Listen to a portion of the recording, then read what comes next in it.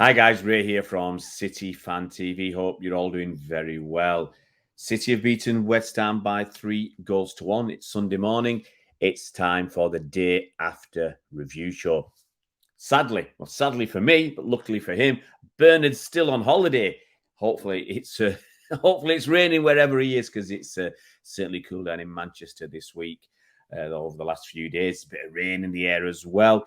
So, but hopefully Bernard will be back, I think, tomorrow, and we'll get his views on the week ahead. Obviously, we've got that game in the Champions League coming up on, I think, Tuesday night. But let's go back to West Ham. Okay, City beat West Ham by 3-1. And if you're looking at it without watching the game or listening to it on radio or whatever, or watching just some of the highlights, you might think, yeah, comfortable win, easy win for City.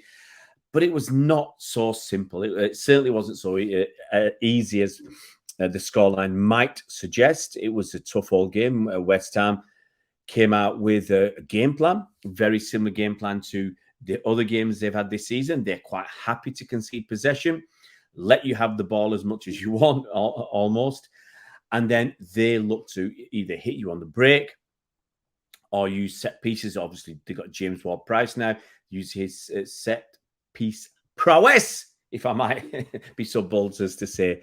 But it was an important 3 points for us to win. It's an important game to win. Obviously, early in the day, we'd heard that Liverpool had won. It's only 4 or 5 games into the season, but you're already looking at who your challengers are, who's going to be up there, who's doing well. And Liverpool have again come from behind to win a game of football. So you got to look at them and say they've got some impetus behind them. They've had a good start to the season. Obviously, Arsenal are up there. Spurs as well come from behind to win. Spurs seems to have some momentum. So it's important to keep these wins coming along. 5 wins out of 5. Got to be happy. Or have we? Do we have to be happy? Yeah. Overall, dead happy with the win. But, here's the but. There are some worrying signs there. When I did 2 previews for this game with West Ham fans, and in each of them, quite rightly, I said City would win, but I said it by 3-1. I felt that we would concede, and that's something that worries me. I'm going to start with that side of things. That's something that worries me. Again, with all this attacking talent that we've got, 5 or 6 attacking players, and we're fantastic going forwards and controlling the game for the most part, when we do lose ball, we are vulnerable. And that's why I said in the past why Phil hasn't played in the centre, because he loses the ball a little bit too much for Pep's liking. If you're going to take risks, and big risks, either dribbling and stuff like that, it's going to be out wide. It's going to be your Jeremy Dokus of this world. It's going to be your Sterlings in the past and Mahrez and whatever. It's not going to be from attacking midfield as much. You can do it now and again, but when you're further up the pitch. And I think that's why Foden's been out wide more than central, because that's a concern for Pep. So my worry is on some of the defensive stuff, because if you look at it, West Ham scored that goal. Good goal for West Ham. Poor defending from City. Doku didn't bust a gut to get back. Neither did some of the other midfielders. And the marking in the box was shambolic. In effect, we had 2-on-1. Ward-Prowse in the middle on his own. No one anywhere near him. And when I wasn't great at football, but you look at where the dangers are. Okay, I've got to admit the danger was the fella legging it down the wing, but I don't think he's the guy who's going to score. And was it Ruben Dias, I think, came out to close him down a little bit, and we just moved along the line. So the next defender, was it Akanji, whoever, moved along to mark whoever was there, leaving Ward-Prowse free. I don't know if there's some calling needed there, but look, we were in a bit of a spot of bother. For me, Doku has to come back and work harder to get put some pressure on the fella running away with the ball. But anyway, that's happened. But when it was 1-1, they had other chances to score. There was that where Rodri lost the ball in their half, and the ball was put through. I think it was Ward-Prowse, put it straight away through to Antonio. Antonio ran onto it. If it wasn't for Antonio's bad touch and Ederson coming out quickly, there could have been a different result in that game, because he was clean through. No one was catching him. It was just his heavy first touch. Ederson anticipated, came out, and he got the ball. We were lucky. There was a Zuma header. Okay, the Kurt Zuma header, fantastic save from Ederson. Sing his praises today. Fantastic save from Ederson from the Kurt Zuma header. Good height, but strong wrist to to push it around the post. But okay, that's a free kick, and okay, we accept that from dead ball situations, it's not as controllable. But there were one or two other opportunities that they had deep in getting into our box. I think one of their defenders had a chance. I think, and I can't remember who stuck his foot into to help. Was it Akanji to help us out there? But they had two or three other good moments, and that was a concern. Look, we had a load of chances. So I'm going to focus now on some of the individual performances and some comments. Okay. I've got to mention Haaland up front. I've got to mention him. People will turn around and say, you're being negative and stuff. There's a difference between negative, being positive, looking at life through blue tinted specs, and being honest and realistic. The honest and realistic thing is he hasn't played well. I don't think he played well the last game, scored a goal. That's what people took away. Didn't play particularly well this game, in my opinion. Scored a goal. That's what people will take away. They'll say, hey, the guy's got 7 league goals in 5 league games. What are you doing? Truth is, he had 2 great chances to score that he fluffed. Okay? And realistically, there were tap-ins. I think one was a Gvardiol cross when Doku, I'll come on to him in a minute, he had 2 men out on him, and he waited and stood them up, and then just a little dink pass between the two of them for Gvardiol, put the cross in. Haaland should be hitting the target. Not just hitting the target. There was no goalkeeper there. He should be scoring. Okay, and that takes pressure off everybody else. You're winning 1-0. West Ham have to change their game plan a little bit if they want anything out of this game. He had another good chance when Doku skinned his fullback. Very, very good performance from Doku yesterday. Put a cross in, and Haaland, weak shot. Weak shot. It was just a tap in. He messed it up again. And the thing is, yes, he has a lot of chances. He's missing a lot of chances at the moment. And on another day, he could have scored a hat-trick because he had 2 of the good chances where the goalkeeper made saves. And I'm not going to criticise him for them because they were more difficult chances. And at least this time, he had a goalkeeper in the net that he had to beat, which makes it a little bit more difficult. So on another day, in another game, let's just say this. You're playing Arsenal. You're playing the dirty rags. You're playing Liverpool. You're playing Spurs. Haaland gets 2 chances like that. What if they're the only 2 chances we get in the game? And he does that. So, yes, you can go and shout about all the fantastic stuff he does, but you've got to at least consider those 2 glaring errors. And he's done it a little bit too often for my liking. But you can also argue if he's not there, and if it was somebody else was playing in this position, would he get those opportunities? Would he anticipate as well? Would he be in those positions? Would he drag players around the way, would somebody else drag players around the way he does? I don't think so. But bottom line is, you got 2 easy tap-ins. You take those chances. So I'm disappointed with that. He's got his goal. Very good. I don't think he should have taken the second touch. He had took 2 touches before he shot. Surprised about that. But he slammed it home. We got that. Great. Doku was brilliant. Absolutely brilliant. And Doku was what I said he was. Okay, I'm going to blow me on trumpet. I said Doku would push Jack Grealish out the side or put him under a lot of pressure and challenge him. I said this even before we got Doku. I said this is an issue. And I talked about Jack Grealish not delivering in the final third. And Pep's comments about Doku after the game, full of praise. His brilliant winger performance. Every time he got the ball, he looked exciting. He could take his man on at will. He took him on 3-4 times in that game and crushed him. Absolutely, battered him. The goal he scored, well taken, early finish before West Ham had a chance to flood the box with the bodies. He gets the ball, takes a few touches, taps it inside just a little bit. It wasn't even creating half a yard, and he bends it into the corner. Now, I'm sorry, Jack Grealish doesn't do that quickly. If Jack Grealish had the same opportunity, and I'm going there. I'm going to compare the two. If he had the same opportunity, he would have taken a lot longer. he would have given time for West Ham players to get back into the box. He'd have given time for somebody to block his shot, or he'd have done 2/3 of a good shot. The goalie would have saved. He'd have gone, ooh, and everybody said, oh, unlucky, great safe keeper.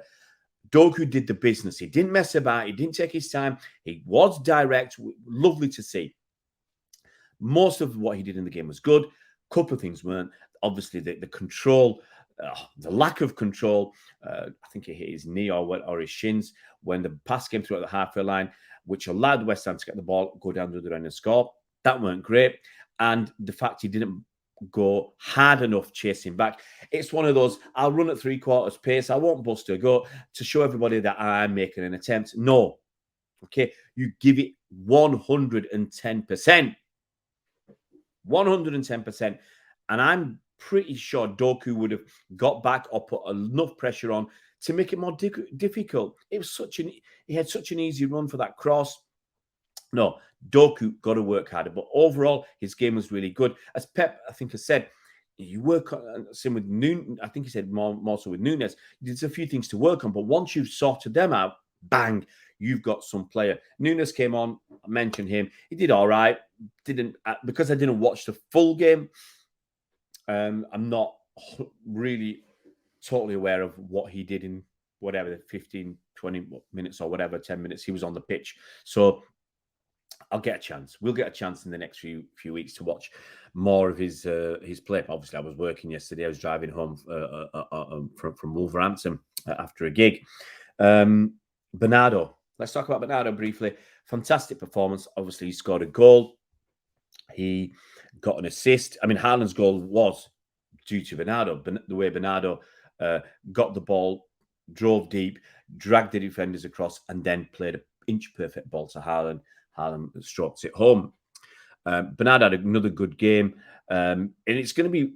And Alvarez I mentioned Alvarez as well. He had a pretty decent game as well. You know, I think he got two assists. So Alvarez had a good game. Bernardo had a good game. Foden had a reasonable game. I think he got taken off after, was it 70 minutes? You know, it was a decent game, but it was a bit quieter than the others. But you don't need everybody to be buzzing. You don't need everybody to shine. Okay, as long as you know you're putting in your 6.5, 7 out of 10 performance. Let somebody else put in the 7.5, 8, 8.5 out of 10 performance. You'll probably do well and win the game. So Alvarez had a decent game as well. It's going to be great. It's going to be great. Really interesting. Obviously, we're looking at the talent we've got now. It's suddenly changed. You know, it's hard to leave Alvarez out of the side. He's got, was it 4 or 5 assists this season? Hard to leave Alvarez out of the side. It's hard to, it is hard to leave Doku out the side at the moment after a fantastic performance. It's impossible to leave Haaland out the side because, hey, you're just not going to do that. You're just not going to leave Haaland out your side. It's hard to leave, still hard to leave Foden out your side. You know, remember that Newcastle game, and he's still putting in decent performances. It's very hard to leave Bernardo Silva out your side. And you can't leave Rodri out your side. It's very hard to leave Kovacic out your side. You've got to remember Kovacic was injured. It's very hard to leave John Stones out your side. Remember, he was injured. So all these players can play that midfield. So the midfield is going to get very competitive. Defense is very competitive at the moment. Gvardiol, another good game from Gvardiol overall. It's very hard to leave people out the side, and it's great because you've got to look at it. You know, who's not playing? Sergio Gomez, Jack Grealish, KDB, Kovacic, Johnny Stones. There's 5 players I've just rattled off not playing. Yeah, Aki. I think Aki was on the bench. Oh, Rico Lewis. So suddenly, it looks good again. The squad looks good again. The depth looks decent. Obviously, hopefully KDB back before Christmas, but we've got to wait for him. Hopefully, everybody else will be back soon. I think 1 or 2 might be slightly longer. But we do need the bodies back. You know, you do need those bodies back within the next few weeks. You can't just go and say, well, we've got no Kovacic, we've got no Johnny Stones, we've got no Grealish for the next 2 or 3 weeks. That does put pressure on the squad, but I think they will be back fairly soon. One other thing I wanted to mention before I head off, I thought it was potentially the move of the game. It looked like it was going to be the move of the game. Ederson puts the ball out wide to Bernardo Silva, who's out on the right near the halfway line, a little bit high. He heads it. I think it was to Alvarez, who knocks it back. And Bernardo Silva, with his beautiful left foot, he kind of half acrobatically, because the ball was quite high, he managed to get, it's like he volleys it down the line for Walker to chase. Walker comes from inside to chasing down the line, but it was a beautiful pass from Bernardo. So he got his foot above the ball. The ball was quite high. Oh, it was superb. You've got to go and watch. If you haven't watched it, go and watch Match of the Day or whatever. Watch the City highlights, extended highlights, and see this brilliant move. Anyway, ball goes to Walker. I think it was Zuma chasing it. Walker just motors down that wing, and he gives the defender a 5-yard start over a 15-yard race, and he beats him to the ball. He gets one or two touches, puts the cross into Haaland.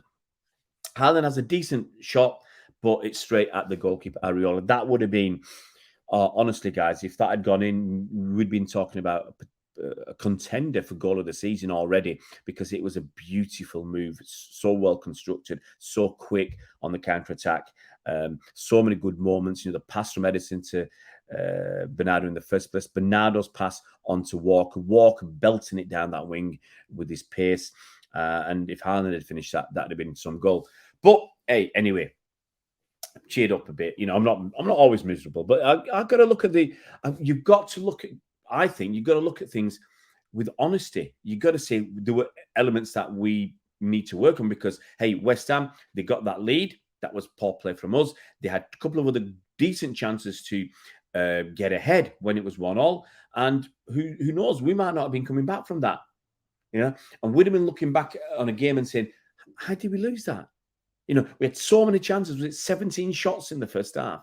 We had so many chances, and we could have ended up losing that. So you've got to be honest. Honest is the best word. You've got to be honest about it and look at your feelings as well as your successes going forward. We're awesome, but that does leave us open a little bit for the counter-attack, and we've just got to work on that. Anyway, there you go, guys. City beat West Ham 3-1 at the London Stadium. We're top of the table, 15 points out of 15. Just got to keep on rolling, and hopefully we can do that in the Champions League group stage this week. Guys, if you're new to the channel, it would be fantastic if you could subscribe. It would be fantastic if you could subscribe. We've been hot. The channel's been hot over the last couple of months. People are loving the transfer talk. They love those walking videos. It's a bit grey out to go out and do a walking video right now, but people love that kind of stuff. And if there's anything you want to see from the channel, let me know in the comment section below. But if you can subscribe, it'd be great. If you can give us a thumbs up, give us a like, fantastic. Hit that bell icon so you'll be notified as soon as new videos come out. We'll see you around, Blues.